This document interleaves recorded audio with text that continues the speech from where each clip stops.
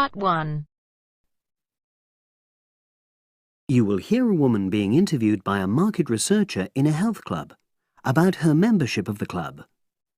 First, you have some time to look at questions 1 to 5.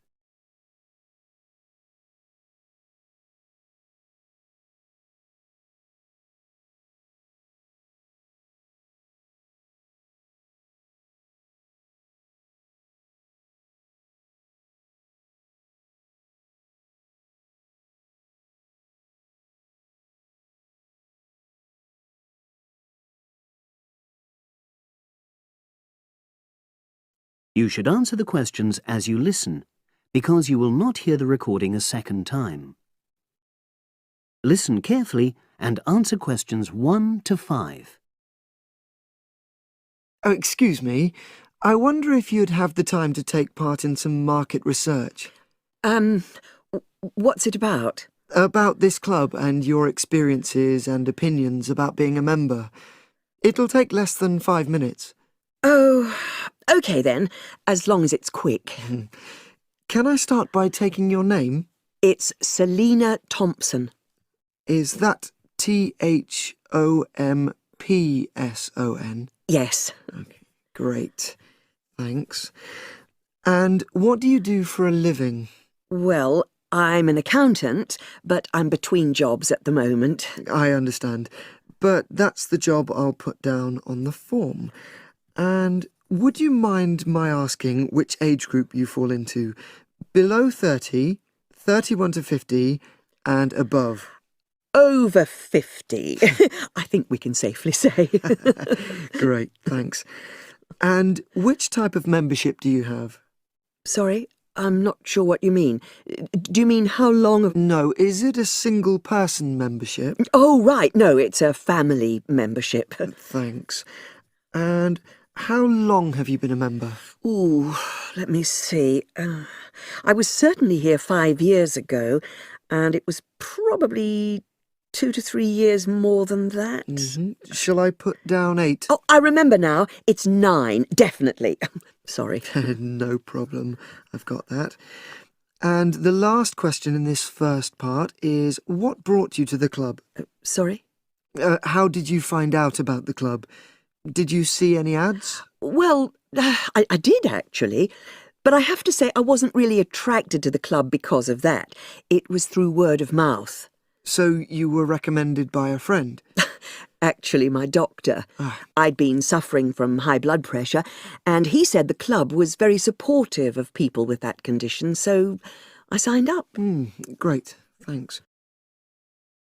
Before you hear the rest of the conversation, you have some time to look at questions 6 to 10.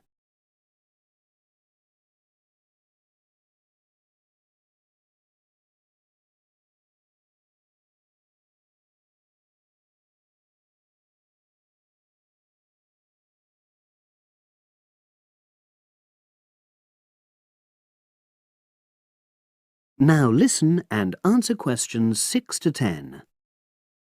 Now, for the second part of the form, I want to ask a bit more about your experience of the club. Sure.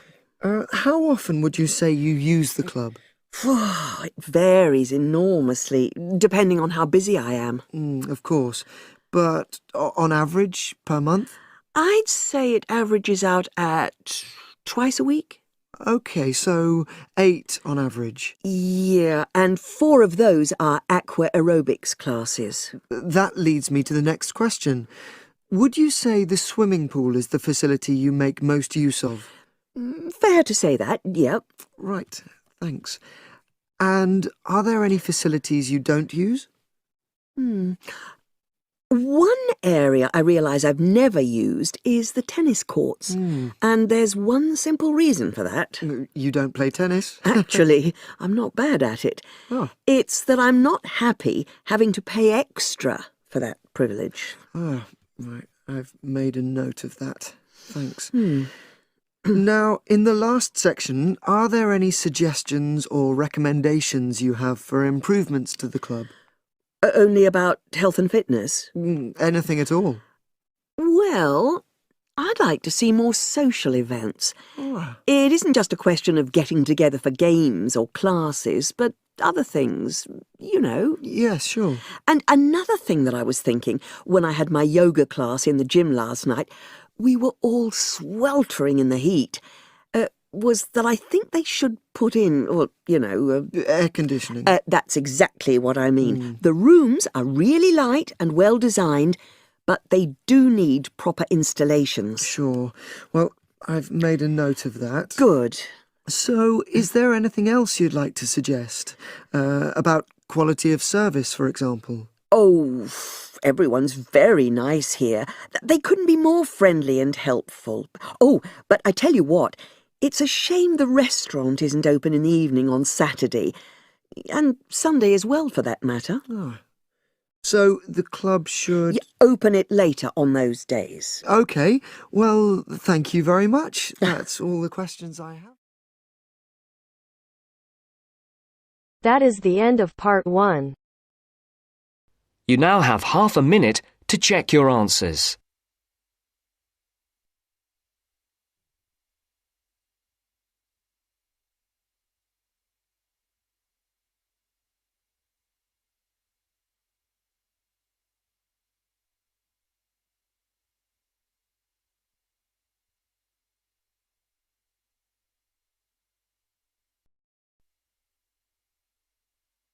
Now turns to part 2. Part 2. First, you have some time to look at questions 11 to 16.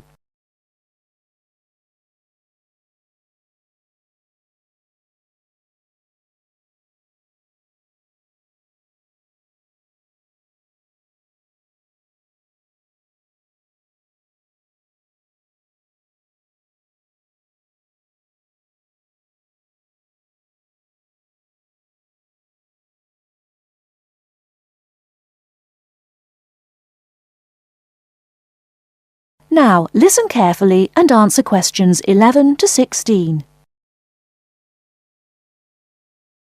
Hello, welcome to the university. Let me introduce myself. My name's Helen Brown.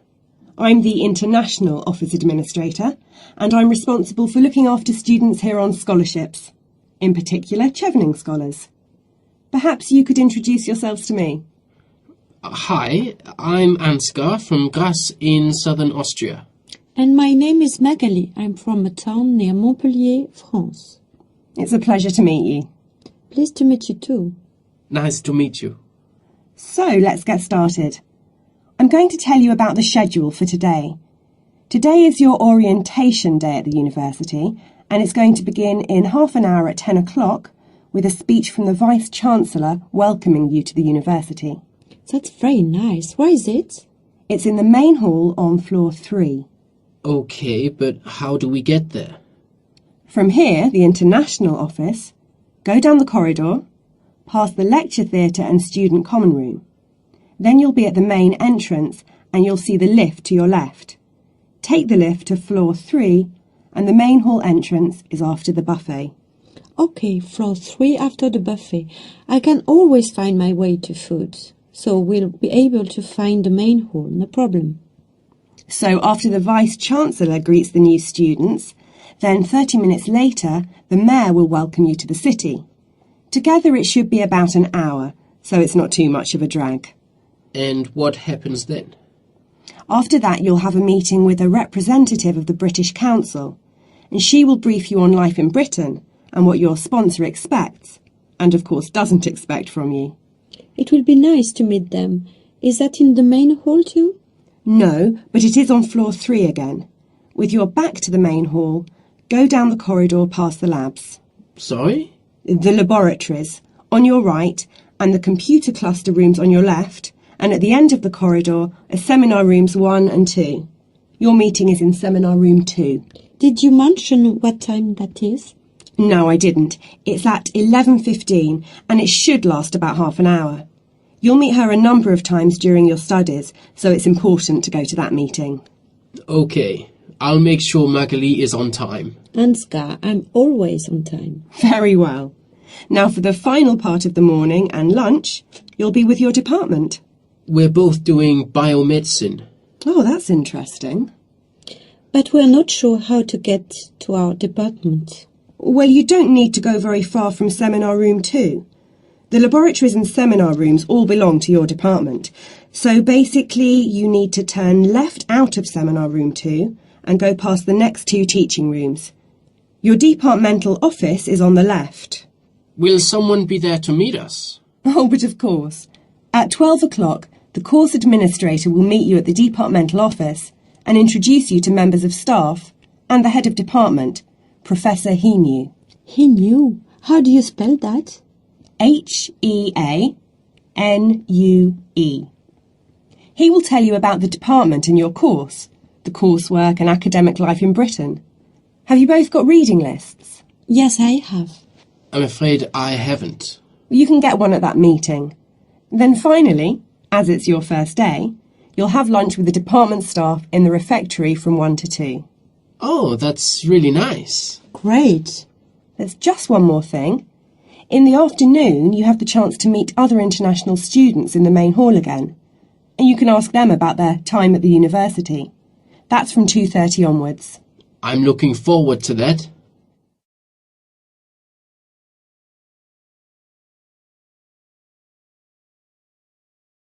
Before you hear the rest of the talk, you have some time to look at questions 17 to 20.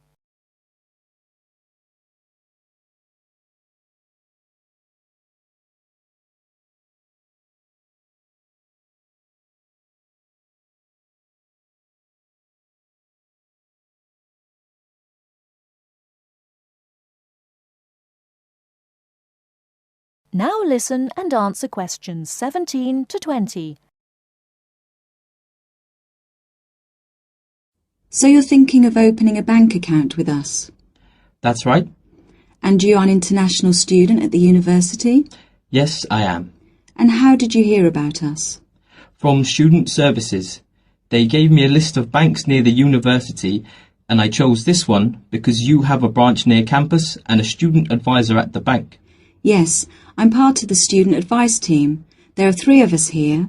Right, now I'll go over the services we offer to international students, and then we can go through a few details before we set up your account. Okay. We can offer you a current or cheque account and a savings account. Do you pay interest on the current account? We do, but not very much, about 1.5%. You get a much better interest rate on the savings account, around 4%. We also give you a free overdraft facility. I'm sorry? If you run out of money, we allow you to spend more money than you have in your account. That's the overdraft. But you can only take out up to £100. If you need more than £100, then you must tell us before you take any more money out. I see. Now, once your current account is open, then you can set up direct debits for any regular payments you need to make. Could you tell me how that works? Well, for instance, let's take your mobile phone.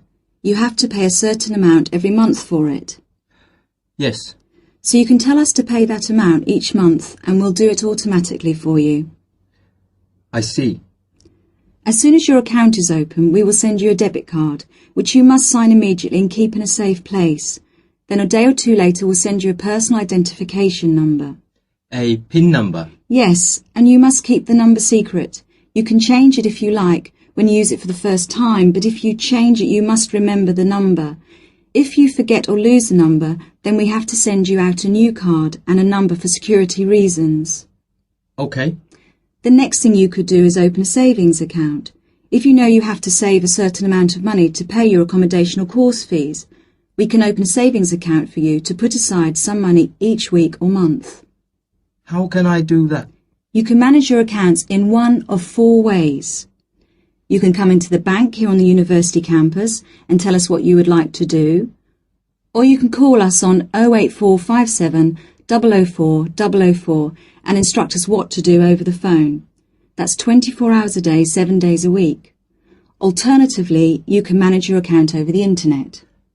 I see. You have to go online and register at our website at www.hsbc.co.uk/online-banking before you can use the service. Finally, if you have a digital TV, You can use TV banking by pressing Interactive on your digital TV remote control. Oh, really? I don't have a digital TV, unfortunately, but I can do the first three things. Now, do you have any insurance? What's that? For example, if you lose something or one of your possessions is stolen, we will cover the cost of it. How much does that cost? It's £24 a year, so it really is worth thinking about. I don't need to think about that. I'll take out insurance. I'll arrange that for you as soon as your account is open. Now, would you like to go ahead and open an account with us? That is the end of part 2. You now have half a minute to check your answers.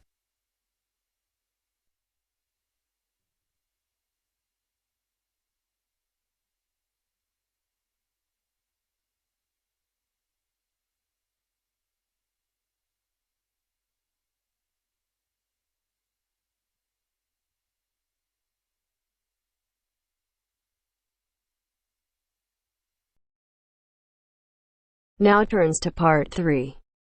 Part 3. You will hear two students talking about a class assignment about wild bird rescue and rehabilitation. First, you have some time to look at questions 21 to 25.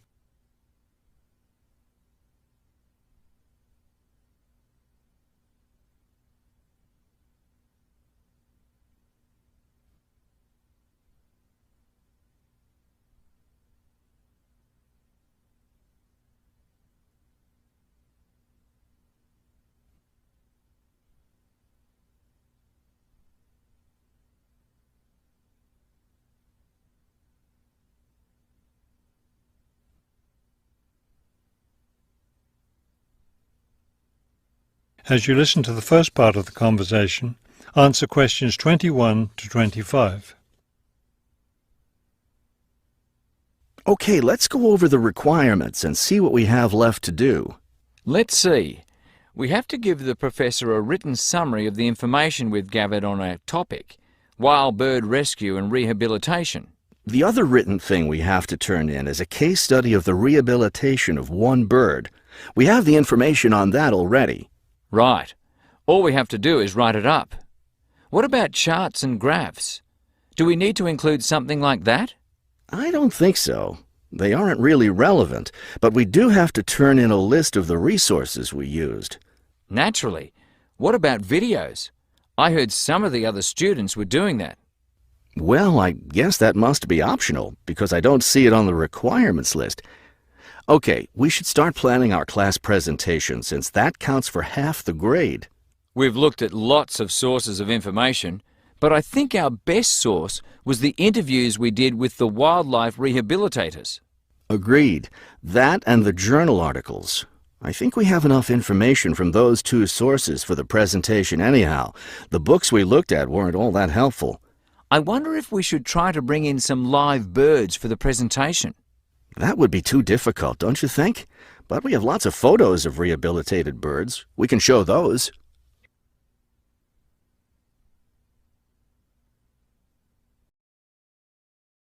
Before you hear the rest of the talk, you have some time to look at questions 26 to 30.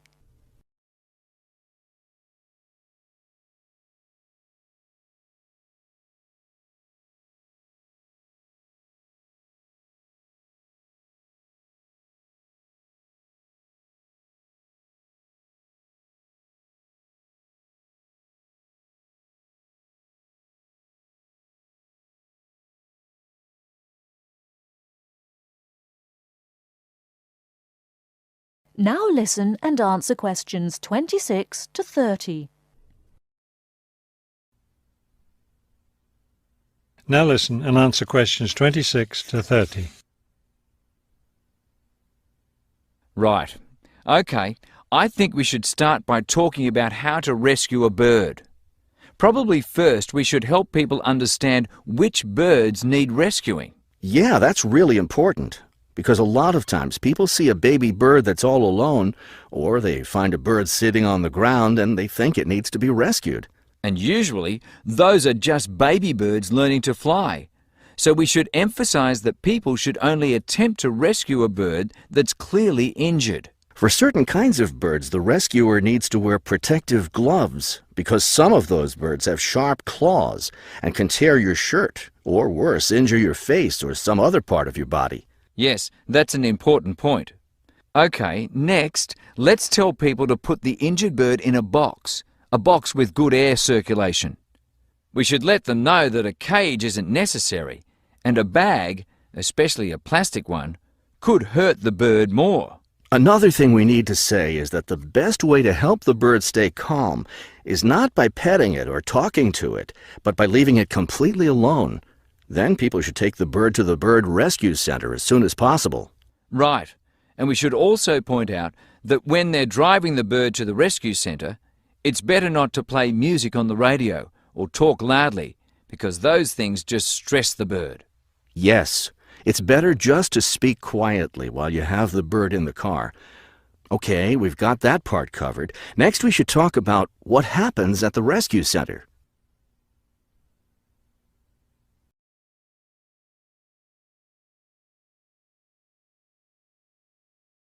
That is the end of part 3.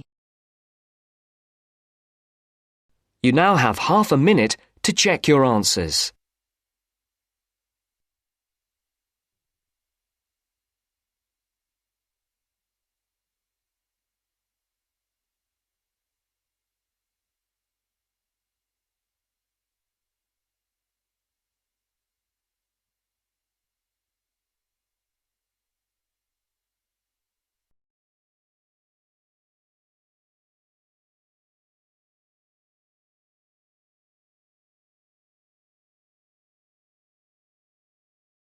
Now turns to part 4. Part 4. Listen to the introduction about Tower Bridge and complete the summary. First, you have some time to look at questions 31 to 40.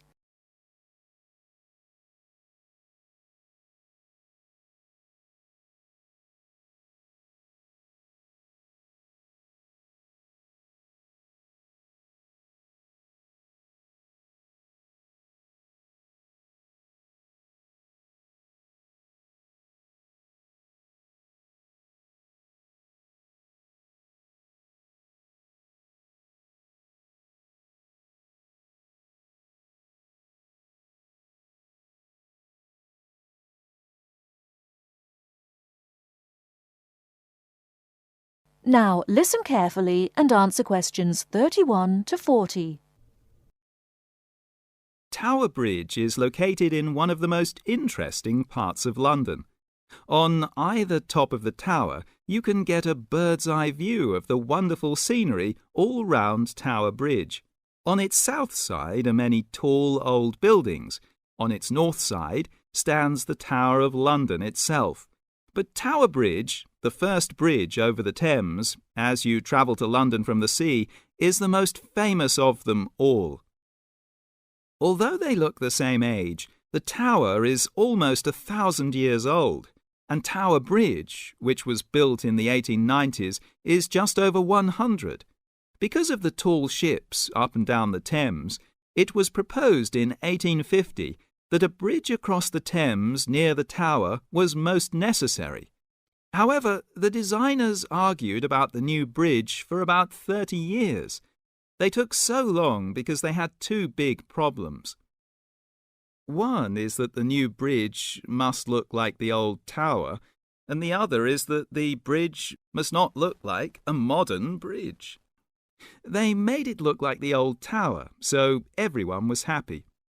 Besides, the most surprising thing about Tower Bridge is that it opens in the middle, while big ships are going through to the Pool of London.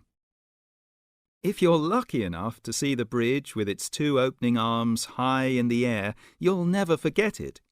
The bridge took 8 years to build and cost £900,000, a lot of money in those days. But it was a wonderful success and became a famous tourist attraction in London on the day when the bridge was completed. 100 years ago, the Thames was once London's busiest traffic route, so that the bridge opened at least 12 times a day. Today, Big ships don't go so far up the Thames. Tower Bridge opens perhaps only twice a week, but the same wonderful machinery is still in good condition. Green, yellow and red, the colourful wheels and engines look smart and new, not 100 years old. They still lift the two heavy opening arms, each 1,000 tons, leaving 70 metres for the ships to go through. And they still can open and close the bridge in 1.5 minutes. Things are changing greatly now at Tower Bridge. The horses that used to help with pulling have gone, and so have the tugs, for they're no longer necessary. The walkways from one tower to the other at the top of the bridge were closed years ago because so many people jumped off them into the Thames, which is said to open again soon. In addition, the beautiful wheels will be part of a special exhibition for the public to visit. There'll be a restaurant in one of the towers and a pub in the other. But whatever happens in its exciting future, Tower Bridge will always mean London. That is the end of part 4. You now have half a minute to check your answers.